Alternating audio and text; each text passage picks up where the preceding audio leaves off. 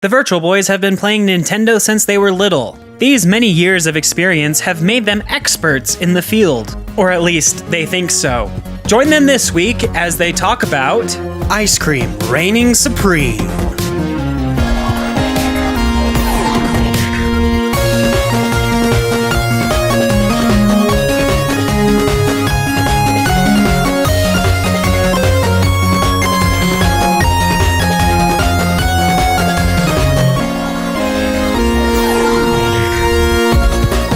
You're listening to the Virtual Boys podcast by Nintendo City.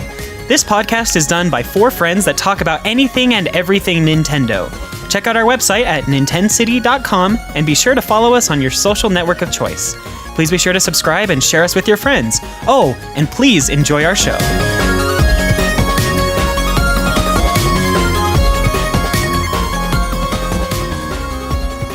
Hello, everyone, and welcome back to the Virtual Boys podcast, a Nintendo podcast about Nintendo things. This is episode 60. Wow, another milestone for this podcast. We've just been doing so great the last few weeks. Thanks for sticking with us throughout these 2 years. Anyway, I'm your host, David. Well, I guess that settles it. Ice cream is officially better than cake. And joining me today is the one and only, the fabulous James. Well, I don't know if it's officially better. Well, actually, according to Chapter 3, Paragraph 5 of the Splatfest rules, it is. But I don't read that, and I didn't vote for that. Who decides these rules?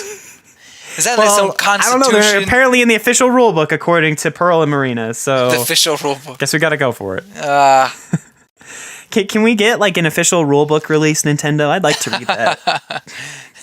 I actually wouldn't be surprised. They seem to have a lot of Splatoon merchandise anyway. Oh yeah, for sure. I mean, at least in Japan. We'll get more eventually. I mean, they're doing an art book. They might as well just throw us, as an official rule book. Why not? Well, thanks for joining me today, James. James and I are the only ones today. I'm not entirely sure why, but we'll make it work. This episode, James is going to be in charge of our discussion, so I'll just hand it right over to him. Yeah, I was hoping we could have Skylar and Cole on with us, but things got a little busy. Hopefully we'll have them here when we do our review for Splatoon 2. In the meantime, the hype for this game is still incredibly real. It's killing me right now. And the reviews came out earlier this week, and it looks like everyone else is loving it for the most part. I put together like a compilation post of a bunch of reviews that I found online. I'm sure that there are more and a whole bunch that I've missed. Mm-hmm. But like the average score, and this is, considering that some people were giving the game like a 5 or something, the average score is 84%. Or almost 85%. That's awesome.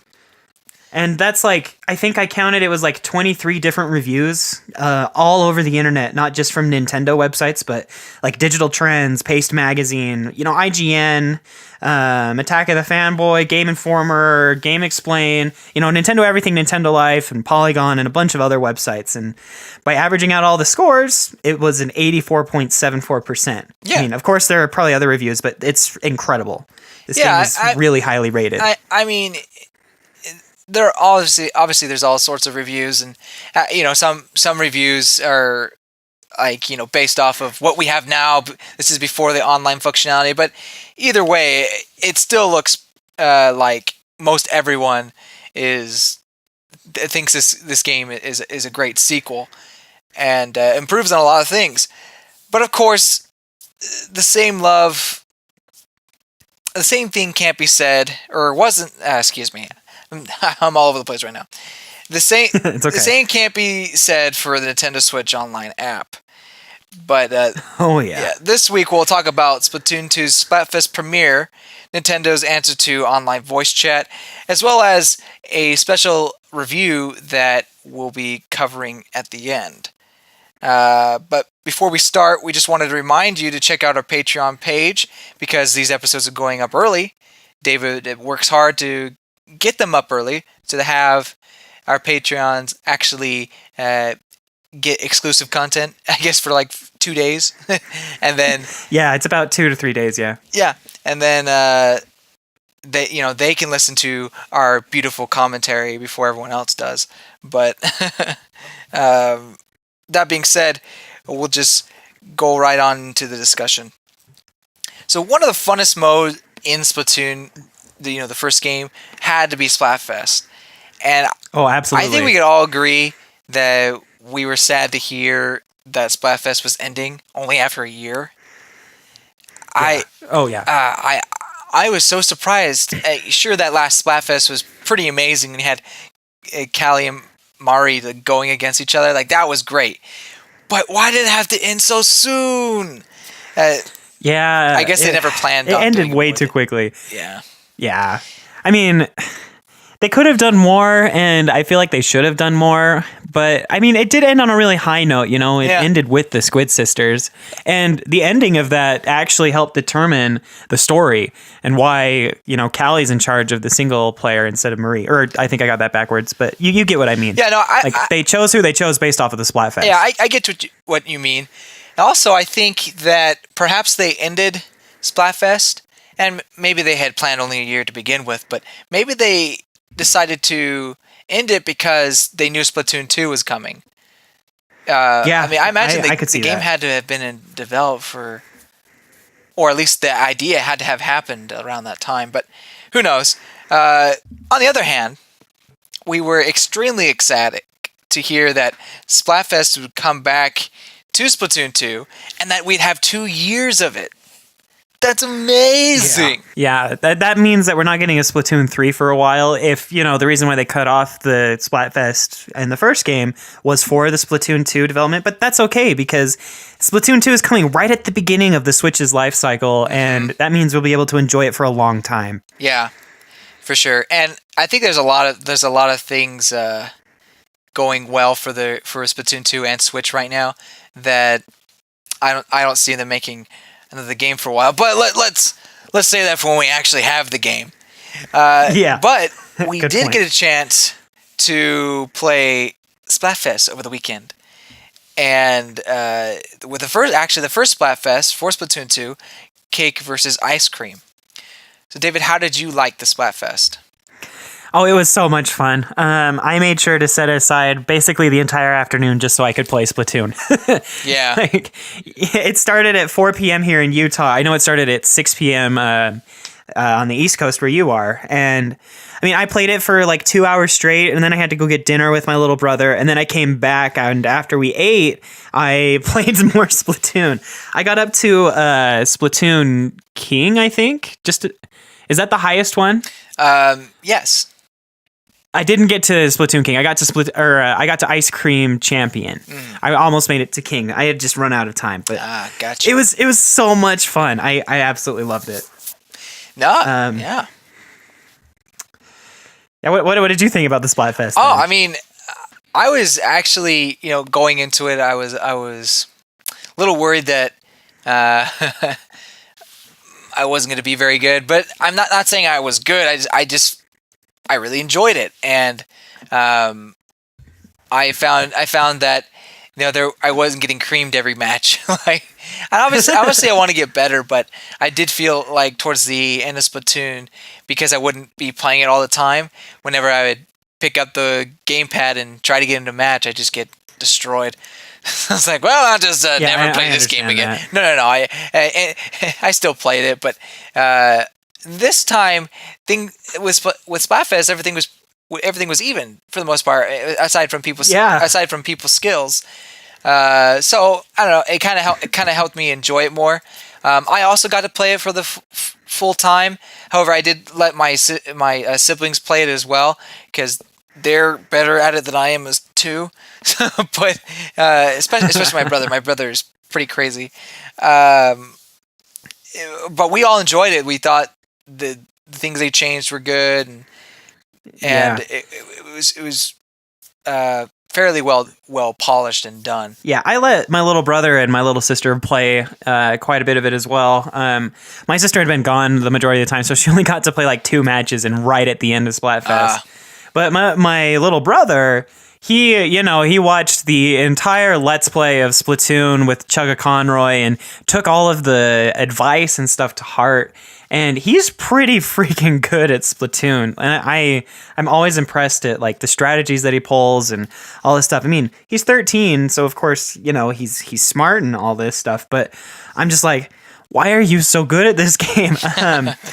But I mean, I want to go back to what you said about everything being on an even playing field. That was really important for this first Splatfest, especially since it was a demo, that nobody got any level upgrades. Nobody got to use any special weapons, even people that got special review copies of the game or whatever. They had to download the demo as well to participate in this Splatfest. Right. And, everyone had the same gear. So it really made it so that it was purely skill the entire game. Like if you were good at the game, you'd succeed. Not just because, I've got 80 attack ups on my armor, and so I can just kill you in 2 shots or whatever. And no special weapons. It was all perfectly even. You got to choose between 4: the 10 attack splatter shot, the dual splatties, the roller, and the charger. I can't remember what that one's called, but yeah. It was there were special weapons, but not like, unique different weapons. Like there was just those 4 weapons. Oh, right. The special weapons you could use, like the Tenta missiles and... Yeah, I meant like nobody could choose a different weapon like the NES Zapper or something that they were more accustomed to. They had to deal with what they had. Right. So I like I said, it just made it a lot easier to get into, enjoy. And don't get me wrong, I love competitiveness for the most part. I enjoy. It can be off-putting when everyone you play with is just ridiculously good, but it also shows that it shows how much armor plays into it and the equipment abilities you get. So I don't know. I guess when you're actually playing the game, keep that in mind when you go into Tier 4.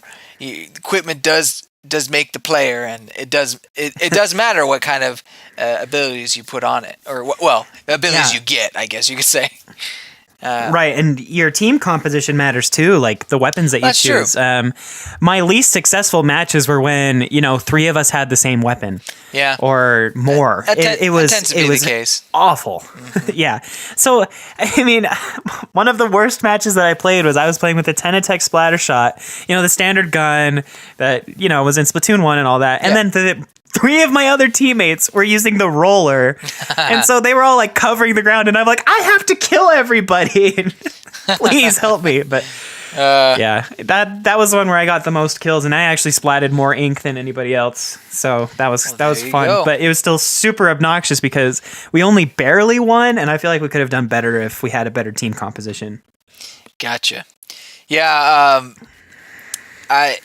If you get 3 of the same weapons, or even if you're all the same weapons, obviously the skill is a factor, but it just kind of limits to one play style in a sense. Although the splatter shot or what was that weapon called again? The 10 attack splatter shot? It is a splatter shot. Yeah. It is tend to be all around kind of a weapon, so I guess there are worse weapons. Like now, if you're all for rollers, okay, then there may be an issue. Yeah. But anyway, not to diss on rollers. Rollers are a lot of fun. Don't get me wrong. Oh yeah, but I love playing them too. But anyway, another thing I want to talk about with Splatfest was there was 4 stages shown off. We had the you may want to help me with this one. I can't remember them all off the top of my head, but the Starfish main stage. Oh, what was that second one? Let's see. Well, I think you wrote an article about it. Let me see if I can pull it up. Yeah, I can't remember. I know Moray Towers and Humpback Pump Track. I know those 3, but I can't remember the. Yeah, I can't remember that. So it was a Starfish main stage, Inkblot Academy, Moray Towers, and Humpback. Inkblot Academy. So you had Starfish main stage and Inkblot Academy. Those were the first 2, and then Moray Towers and Humpback Pump Track were the second 2. So out of those 4, which one did you like the most, and which one did you feel was lacking? I really liked Starfish main stage.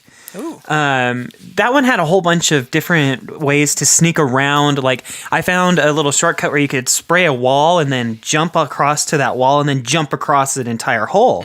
And you could sneak up on the back line of the team that way if you were doing that.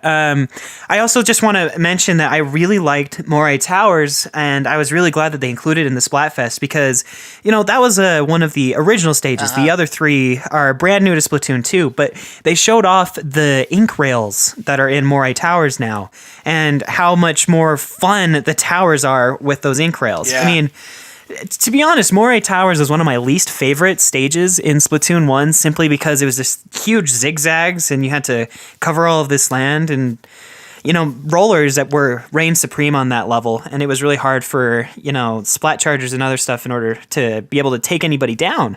But adding these ink rails, if you manage to shoot them and activate them, you can then jump down from above and hit people. And it was a lot more fun to play in Splatoon 2. And I remember reading that they added a bunch of that stuff to some of the other stages that are making a return. And so I really like those ones. So my two favorite were Starfish Main Stage and Moray Towers. You asked about lacking stages, and I have to say Humpback Pump Track was my least favorite because I felt as soon as somebody controlled the middle, it was really hard for anybody else to really kind of get in and take control. I just stood on top of the mound in the center and would just shoot down people that were trying to come in, and I don't know, I didn't feel like it was the best stage. It was still fun, but yeah, I don't know. We have completely opposing views here. We cannot do this podcast no longer. No. Oh, darn it. Okay, so my favorite. All right, everybody, that's it for the Virtual Boy. That's it. It ends in episode 60. I loved Humpback Pump Track, even though I have to pause in order to say it properly. Yeah. Humpback Pump Track. Anyway, I personally thought it was the funnest stage out of them all.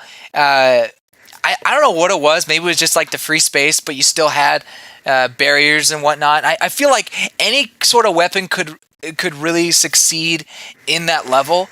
It didn't really favor one or the other. Yeah, I mean there was open spaces for the roller, but I mean you get caught in those open spaces for too long, you can get hit by one of the chargers.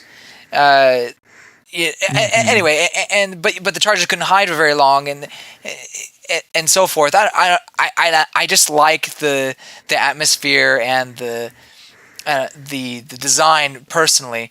I can understand that. It must just have been the teams that I fought on there. Which that could be. I fought way more on Moray Towers than I fought on Humpback Pump Track. So me too. Maybe I just had not so great experiences. That's one of my gripes with Splatfest was I was like I only got to play on Humpback Pump Track 2 or 3 times. Compared to that's about what I had. Compared to Moray Towers, which is nonstop. I get it. Yeah. It's towers. Yeah, and I feel like in the first chunk with Starfish Main Stage and Inkblot Academy, they were way more random. Yeah, I feel like totally. I fought on those stages equally. I agree. So, and I actually was being a doofus and watching someone else's stream, not at the same time, but afterwards. But they had the same issue. They kept on getting Moray Towers, and I wondered if that was it just happened to be like that. But now that you mention it, I actually want to start asking a lot of people, hey, did you just get Moray Towers? What's up with that? I don't know. I mean, it's probably that'd be it probably means nothing. Maybe certain rotations favor one stage over the other, and they mix it up in a way. Maybe. maybe. There's a different percentage. I don't know. Yeah. I'm not sure how it works. But to our listeners out there, head to Nintendo.city/EP60 and let us know in the comments if you had Moray Towers way more than Humpback Pump Track. Yeah, I'm curious. I really want to know. Maybe it was just a fluke. I have no idea. As far as disappointing stages, well, let me talk about Moray Towers real quick and how I actually really liked Moray Towers in the first game. Like I said, we have these conflicting opinions here, David. All right, and I feel like, and I'm not much of a sniper charger kind of person, but I feel like that the Moria Tower has really worked well for that type of weapon. Yeah, that's fair. And while there were zigzags, I don't know. I felt like you could really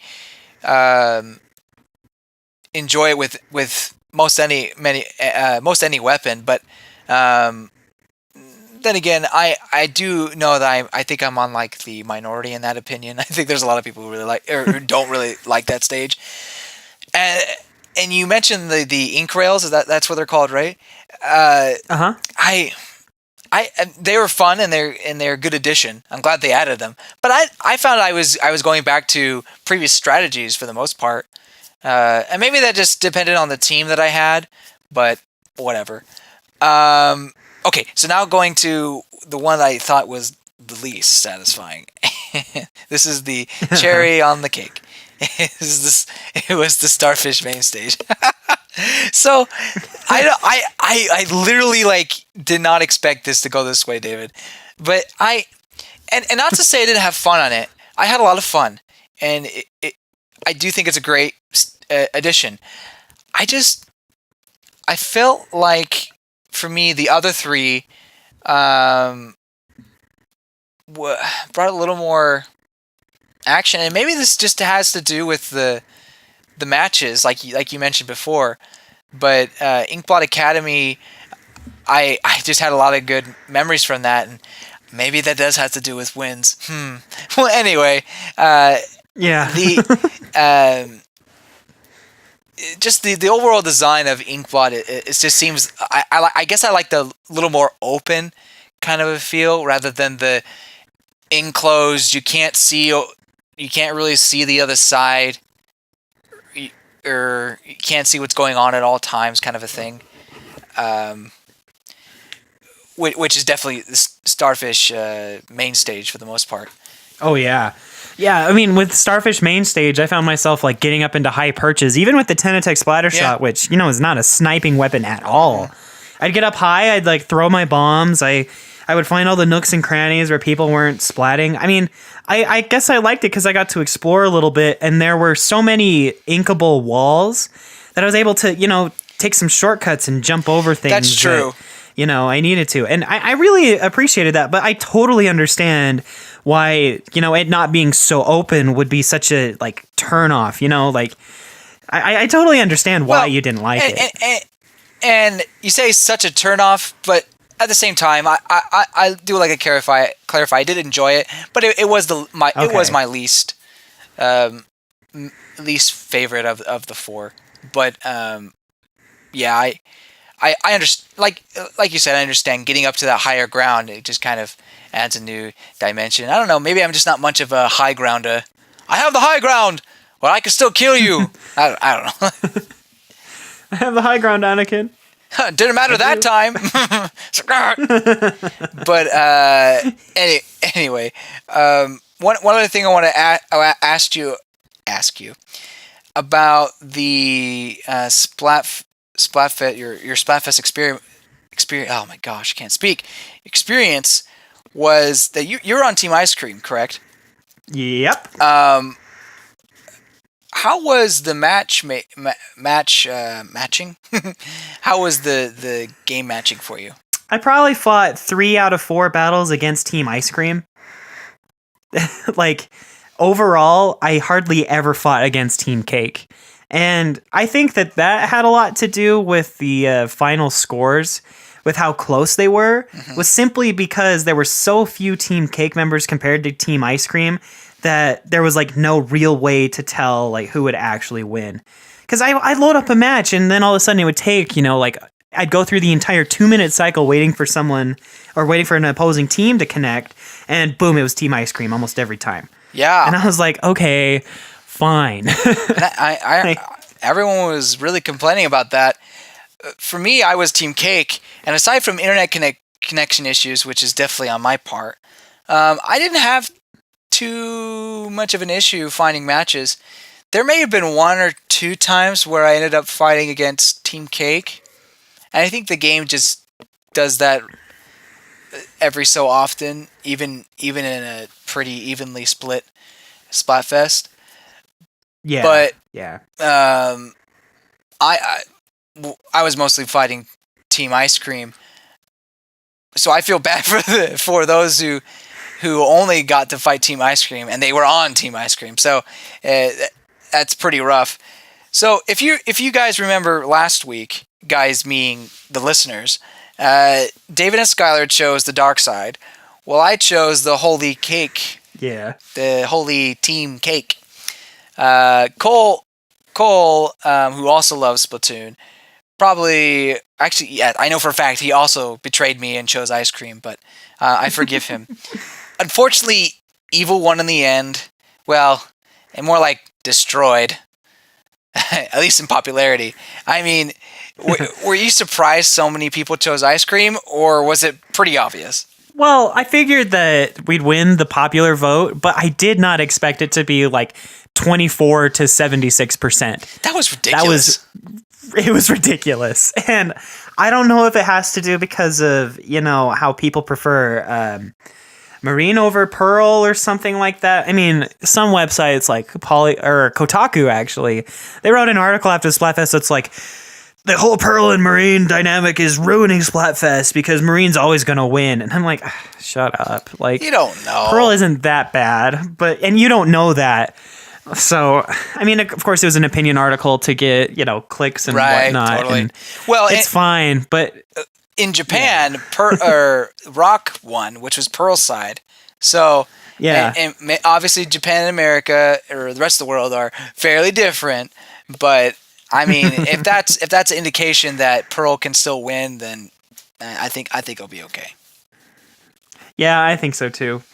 I mean, it's also the Switch is so sparse right now. I mean, if you call like over 3 million units in the world sparse, but so I feel like as more units get shipped and as more people play Splatoon 2, those types of things will eventually even out unless they really choose super polarizing topics where the majority of the world like picks one over the other.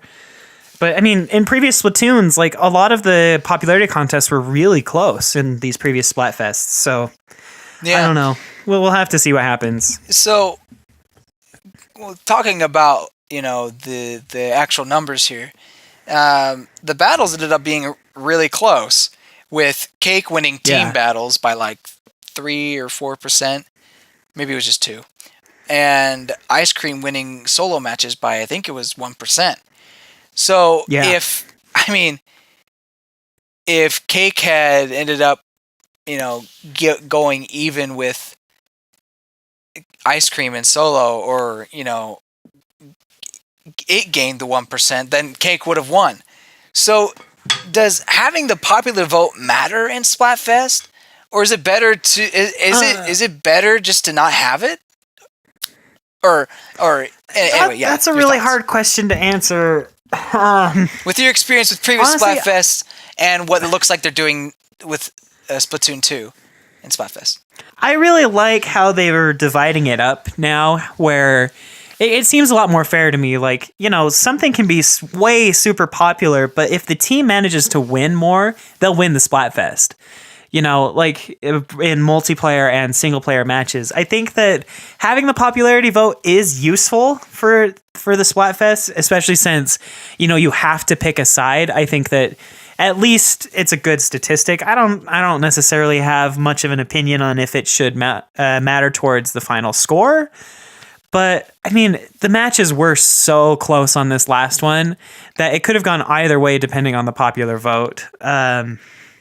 Compared to past Splatfests, I don't even really remember how the past Splatfest decided the winner.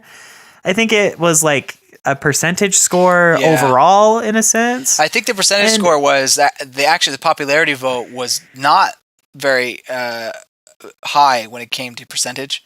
Like, it didn't matter that much. It was the actual battles.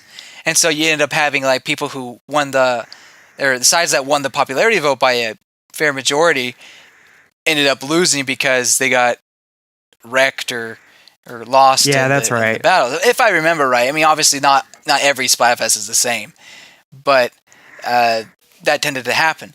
So I wondered that if with this way, would that change or not? And I guess this kind of shows that it could, with ice cream winning so well in the popularity and then coming out with the win overall. I guess maybe they fixed it, but obviously this is just one instance, so we'll see, I guess, as it goes on. Right, and I think that it did help balance it quite a bit, because even if, the popularity vote ends up being 5% to 95%, if the 5% can win the majority of the matches against the 95%, then they can still win the Splatfest. And I think that that's a little bit more fair to both sides. Yeah. If the solo players are just rocking it like they did in this last one, then yeah, sure, the Team Ice Cream can win with the popularity vote and just rocking one of the other matches. You won by 1%. 2%, but yeah. No, I mean, I think it's a good way to balance it. But again, we'll just have to see how the other Splatfest turned out and talk about it then. We should make a note. Yeah, so I mean, you can have because the way they do it now is you have to get it's like the best of 3, and the first person to get like 2 wins is the winner, kind of a thing. So you can have close solo and team matches, and so solo goes to one side and team goes to the other, and it just all depends on who won the popularity vote. Whereas before, it didn't really matter if you won the popularity vote. That wasn't that high a percentage. So this way, I feel like, yes, it does matter, because if you don't win that popularity vote, you have to make sure you win both solo and team, which is a huge task. Yes, I agree, 100%. So that's my thought on the whole thing, and I'm happy to see Splatfest back, and I'm hoping for some good stuff going forward. Maybe we'll get a I don't know. I was trying to think which ones I would want to see. I feel like I want a recount of burgers versus pizza again, because I think pizza lost, which is very heartbreaking to me. We need to redo. But I'm sure they'll have pretty exciting stuff.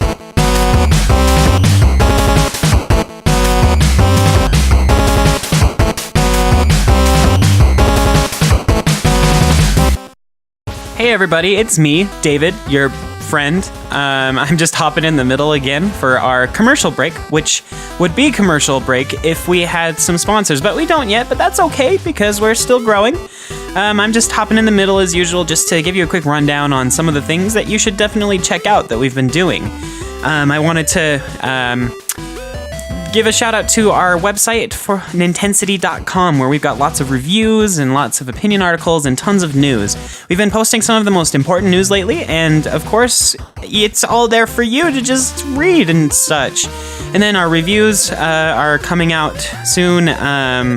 We just published a review about ARMS, and we're soon writing one for Splatoon, and I'm writing one for Mambo, which should be out by the time that this episode actually airs. But who knows? I get really busy sometimes. Anyway, we also want to remind you to check out our social media accounts at, Facebook.com/Nintensity and Twitter.com/Nintensity, and do a search on Google Plus for Nintensity. And we're also on Instagram, and I could just keep listing off all of our social media accounts because we're on almost all of them.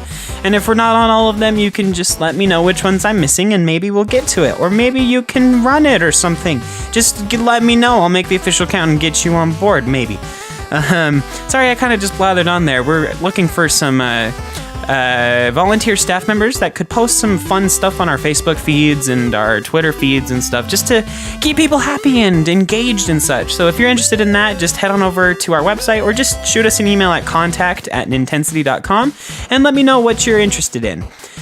We also want to quickly plug our Patreon page. Yeah, sometimes that gets mixed up in my head because I have to say patrons, because those are the people that give us money, and Patreon is the service that lets us give premium content to you. They don't, of course, support this podcast, but we have a couple of patrons that do. If you want to join them, just head over to patreon.com/Nintensity. There you can choose any support tier that will go throughout the month, and you can cancel anytime you want. Any amount of money that you can send us, even if it's just for 1 month, would greatly help this podcast and help keep us going. Some of the rewards that we've got there are some exclusive behind-the-scenes stuff. I'll show you the waveforms of the final product of the podcast, as well as getting the episodes early. Unfortunately, this one didn't go up early because I ended up working way too much, and I ran out of time to get it up on the Friday or Saturday before the episode was supposed to release everywhere else. But that's one of our rewards, is you get it early anyway. I'll be doing my best to make sure that happens, and hopefully I'll just start making some bonus content as well up there. Some fun little commentaries on some lore and such that my sister and I will be doing. Just tweet at me on Twitter if you want to remind me to do that.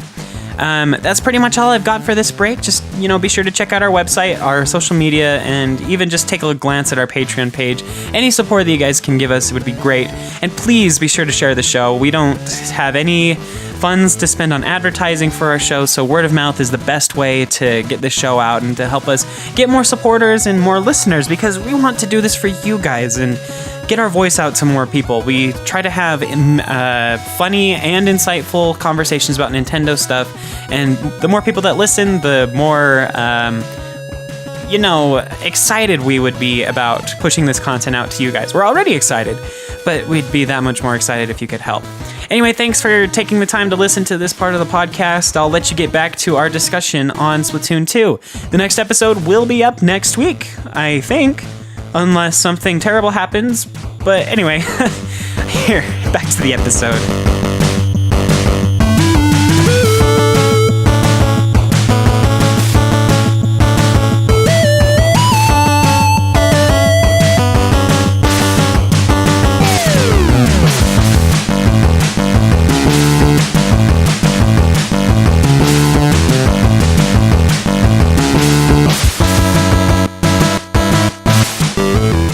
So in addition to Splatoon 2 that comes out this week, or is maybe already out by the time that this podcast episode's out, the Nintendo Switch Online app also released.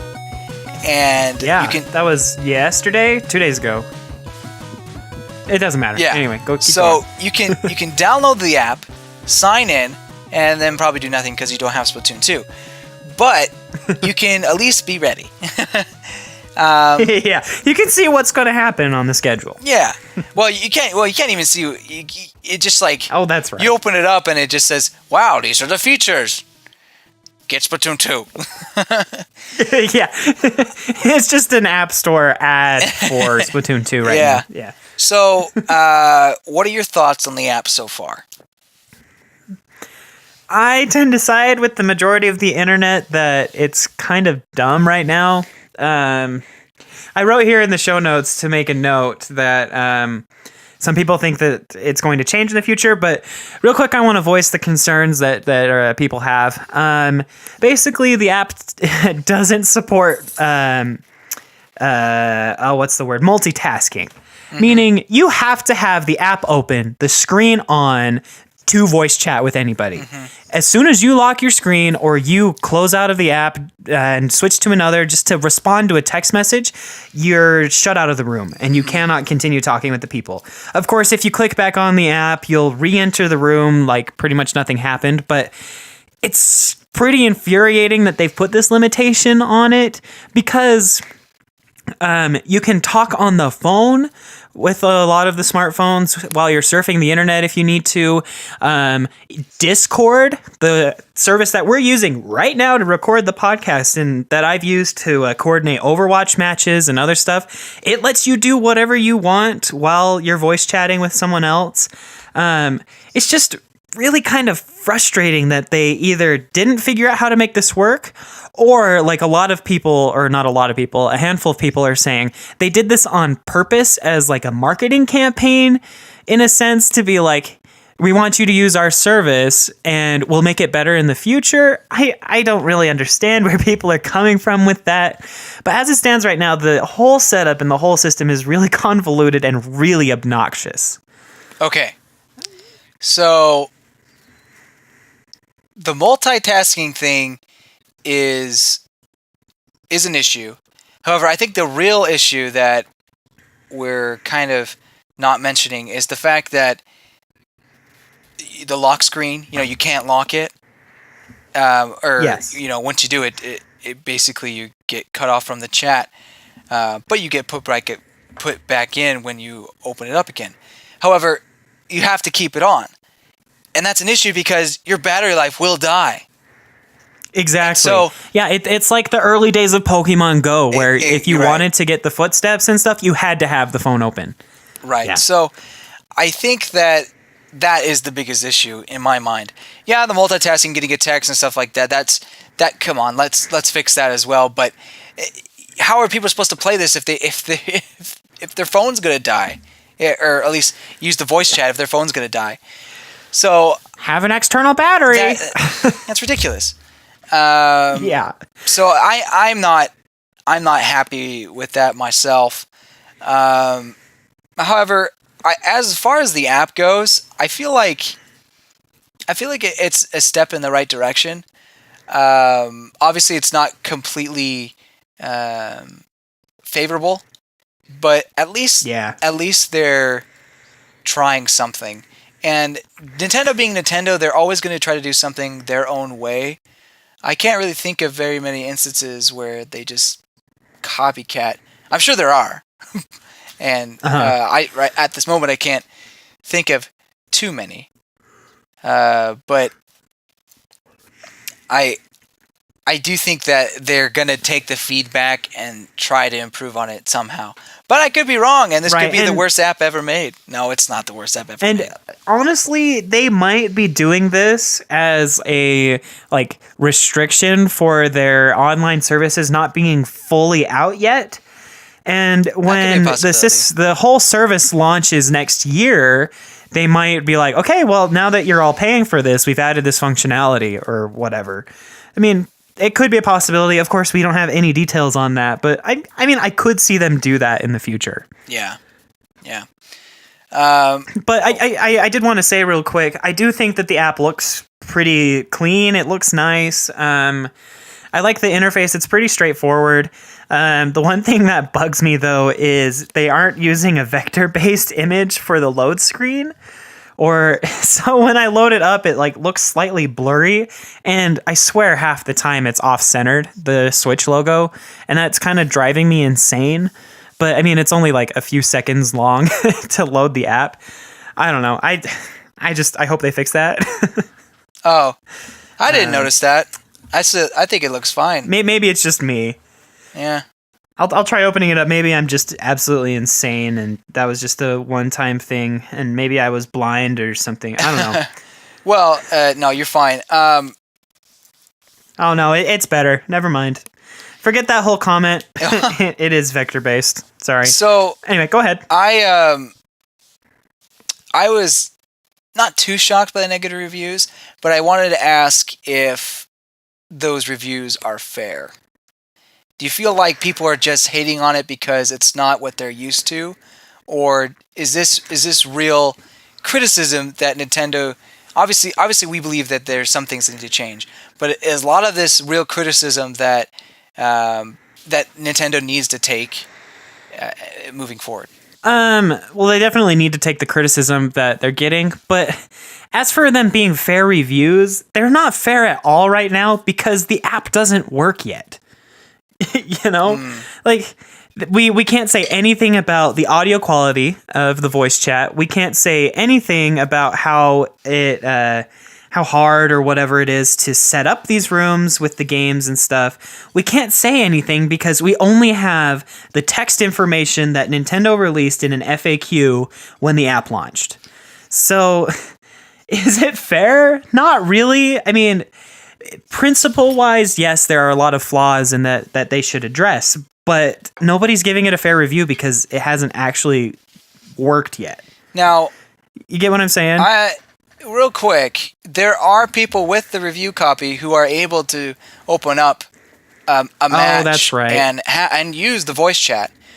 And I've heard that they said that the audio is relatively good, but the process to open up a room is a little long. You know, you you have to go into the game, open it up, confirm, and then do something with your phone, invite your friends, yada yada yada. It's not okay. it's not as like, you know, push two buttons and you're done. It's you got to use both games, which maybe it's fine. I don't know, but there are those who have done that. So based on those people's reviews, do you think that's fair? I mean, I guess it is more fair that way, but I think that Nintendo, I mean, this thought just came to me. I think that Nintendo's also trying to safeguard against interaction with minors. Making it a little bit more difficult to create a room ensures that, you know, these minor kids aren't just, you know, logging on to the app and just making a room with anybody that they've ever had contact with. Maybe I'm totally wrong on this, but I feel like making it harder makes it so that, you know, it's only really meant for your friends or for people that you've actually done a match with and you're interested in playing with again.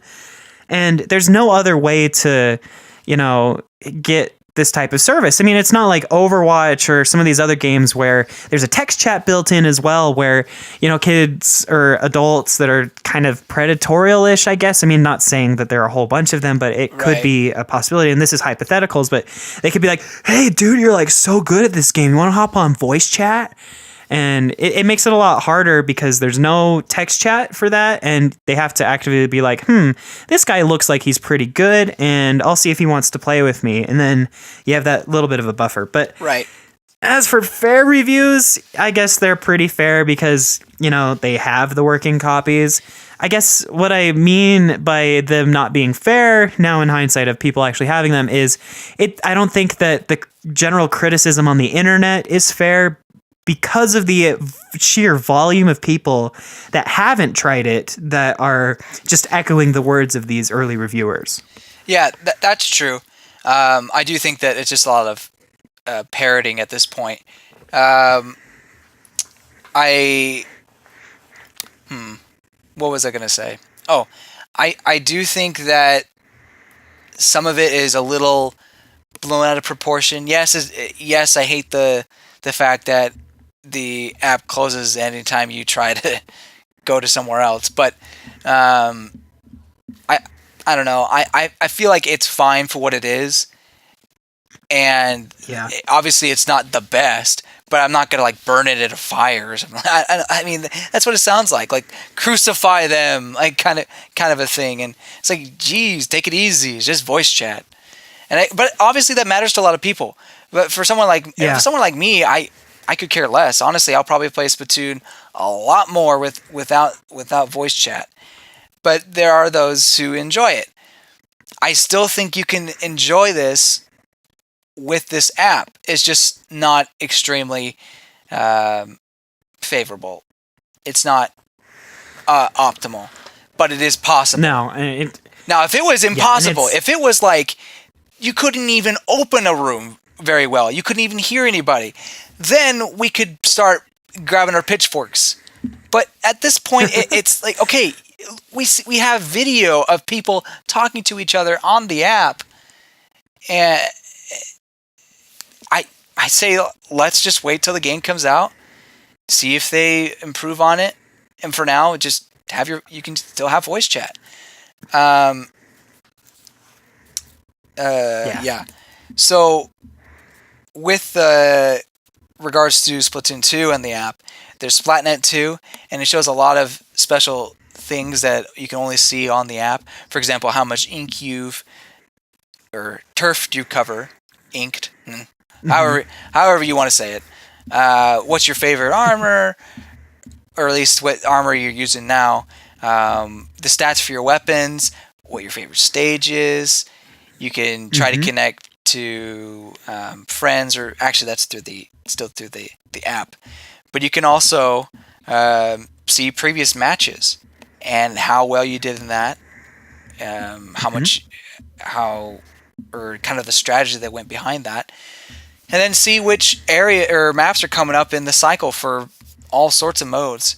So out of everything that we have in this app, Splatnet 2 seems to be the biggest bright spot.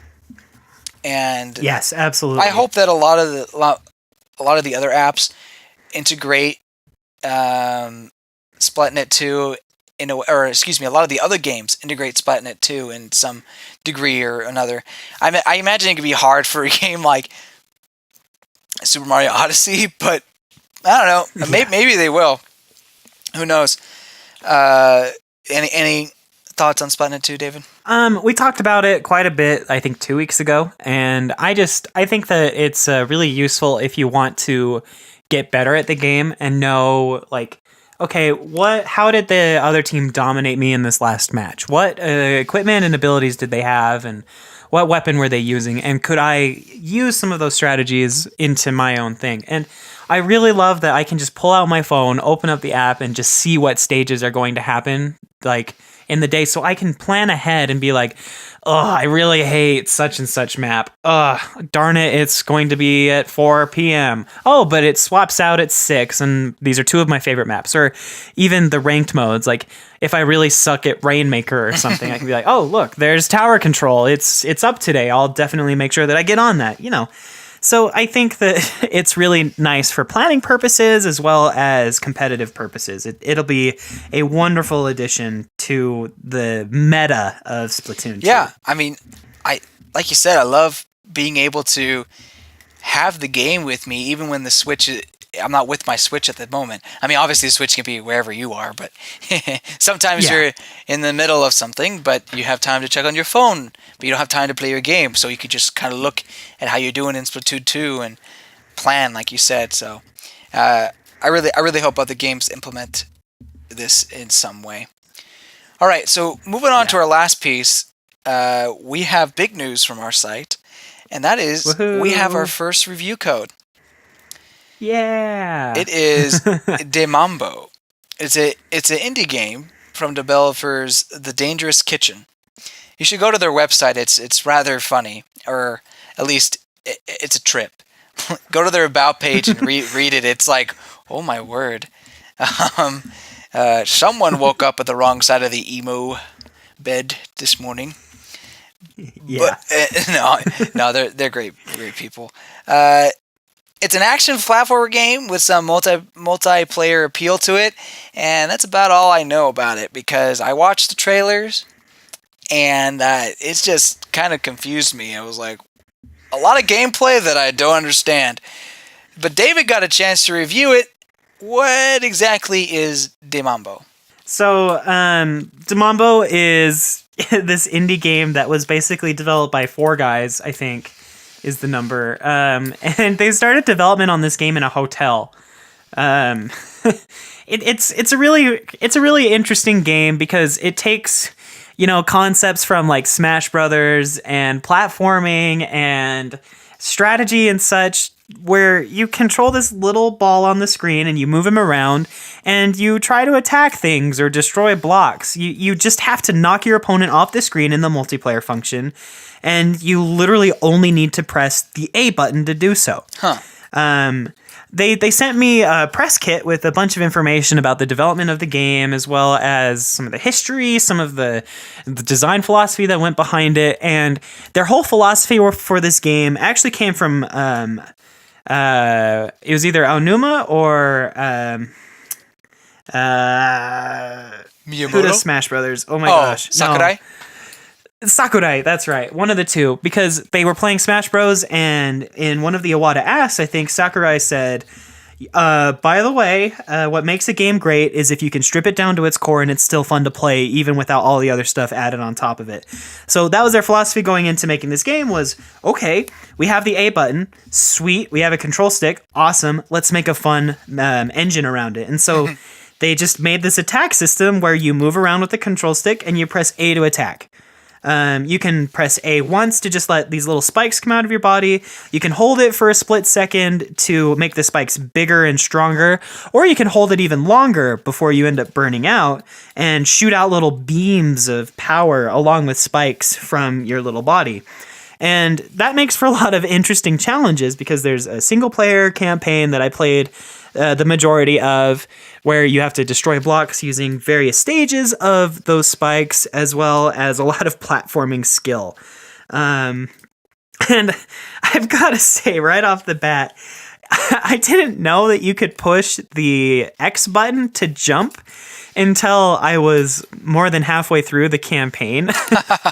And so I was just flicking up on the control stick to make the guy jump, and it was not precise at all. But when I figured it out, that definitely made it easier. So it's really easy to control, it's really easy to pick up, and it's a lot of fun. It's just multiplayer platforming with a few simple attacks. So you say it's easy to understand, but what's the multiplayer like? The multiplayer is really chaotic. You're basically put on a screen, and there are various different screens with various obstacles, and you just try to hit each other using your spiked attacks and your beam attacks, and smack them into walls to break the walls away, kind of like those old school Pong-like games. I can't remember what it's called. Like you have a little paddle, and the ball hits the bricks, and the bricks disappear. Called? I don't remember. I don't know what they're called, but I know what you're talking about. It's a lot like that. In when you hit your opponent with one of your attacks, they kind of fizzle out and they go shooting across the screen and smack into the blocks. And if the blocks are hit enough times by these characters that have been attacked, they start to disappear. This comes into play a lot in the single player as well, because there are like really only a few blocks around the edges, and if an enemy hits you, you fly off into that direction. You can hit the block and then just get shot off the screen and die. So the multiplayer is really chaotic and really fun, and I think the multiplayer part is the best appeal of the game, to be honest. The single player campaign is really fun, but I think that if you're going to buy the game, you want to get it for the multiplayer and then have the single player experience on top. Got it. All right, makes sense. So would you recommend people give it a try? That would depend on what type of gamer you are, and your situation with who you play with, if anybody. If you don't have anybody to play this game with, I'd say hold off on it. And not because, it's a bad game or anything, just simply because the single player mode isn't going to cut it for you. If you love the platforming, awesome. I mean, the game is only, I think, $13 on the eShop, which is a great price for a game like this. Yeah. So if you want to spend the $13 for the platform experience, go for it. But personally, I wouldn't necessarily recommend you buy it just for the single player. If you have like at least one other person that you play with on your Switch often, like in my case, I have my 3 siblings that like to play some of these games, and we have 4 Joy-Cons, it's definitely worth it. It's a fun multiplayer game, and it's really easy to pick up. You just have to tell people, okay, press the A button once to do little spikes. You press and hold it for a second to do bigger spikes. Then you press and hold it a little longer to shoot out beams. Move around with the control stick, and then press X to jump for extra control. Nice. Boom. And you just smack into each other, you hit into the walls, and you go flying, and it's really fun. I personally love fun, easy to understand games. That I feel like that is exactly the kind of game that Sakurai likes to make, with Smash Brothers, and it sounds like the team at the what are they called again? The Dangerous Kitchen did with the Mambo. Do you have any other thoughts about it? I will say that I was a little confused with the menu system at first because it was so simple. I didn't know what to do. I couldn't find the single player. Yeah, I couldn't find the single player campaign to save my life for 10 minutes until I realized, oh, wait a second, there's a gigantic A button at the bottom of the screen. It looks like you're holding a Game Boy or something with one gigantic A button on it. And you press the plus or minus button to start the game or whatever, but there's a big A button, and I just, for some reason, kind of looked past that. I'm like, oh, that's not important. And then I realized, hey, what happens if I push A? Oh, there are the other modes. And it cycles through. So you push A and then to select your mode, then you press plus to go into the mode, and then you press and hold A once everybody's picked their characters, and you're good to go. It's really simple, really easy. I mean... And every character that you can play as is identical except for the color choice. So there's no need for people to be like, I want to play as Mario or something. No, it's all the same, and it just all depends on skill. Huh. Well, there you go. All right. Well, when you say skill, there's no like stats applied to each of the characters. Like no, it's just as soon as you hit everybody's identical. There are no individual stats. It's just, do you want to be blue or red or green or yellow? Well, there you go. That's it. Okay. So if you had to give it a final score, what would you give it? I haven't finished writing my full-on review, and normally I would give the score that I give in the written review. But I imagine I'm probably going to give it probably a 7.5 around there, maybe a little higher. That's good. That's really good. I mean, just so our listeners know, we're trying to be more realistic with our scores for these games. Like, 5 is actually an average game because, we never ever give 4s or 3s. Like, so a 7.5 is a really well-made game. I mean, it's not perfect in my mind, just because there are a couple things that I had a hard time figuring out, and the platforming was challenging, and sometimes it was just frustrating how like a simple input command could throw me across the stage or something. But it definitely is a really fun game. There's something very unique about it. The art style is super wacky for being like kind of 16/32-bit, I guess. And I mean, it definitely has my attention. I really like the game, and yeah, I definitely recommend you get it. So yeah, probably around a 7.5 for me. Yeah, I'd say like, 7-ish area is good. 8 is great. 9 is amazing. And then when you get down to 6, it's like, okay, 5 is average. I mean, I feel like that's the kind of grade scale we're going for here. So a 7.5. Yeah, make it more realistic. Right, a 7.5, that's a good game. Yeah. So it sounds like a incredibly fun multiplayer game. I'll have to give it a shot when I have friends. No. Yeah, I mean, and for $12, $13, yeah, it's a great price. Yeah, that is a good price. Okay, well that about ends it for my side of the podcast. I'll just say that I'm extremely excited for Splatoon 2. I know next week that's the only thing I will be playing. I'll probably be like doing work while also playing. I'll be writing an article and also playing Splatoon 2. It is possible. I have abilities to do such a thing, and I will do it. I hope I can figure that out. We'll see. All right. Well, thanks for taking charge of this episode, James. I had a fun time discussing all this stuff with you. Before we end the episode, I'd like to thank you, our listener, for joining us. Just you listening means a ton to us, and your support, as always, is incredibly appreciated. Just as a reminder, we don't have the budget to advertise the show in any way, so word of mouth is really the only way that this show can get spread about. So be sure you check out our website at nintendcity.com and nintend.city/EP50s. Or excuse me, EP60, because we're in the 60s now.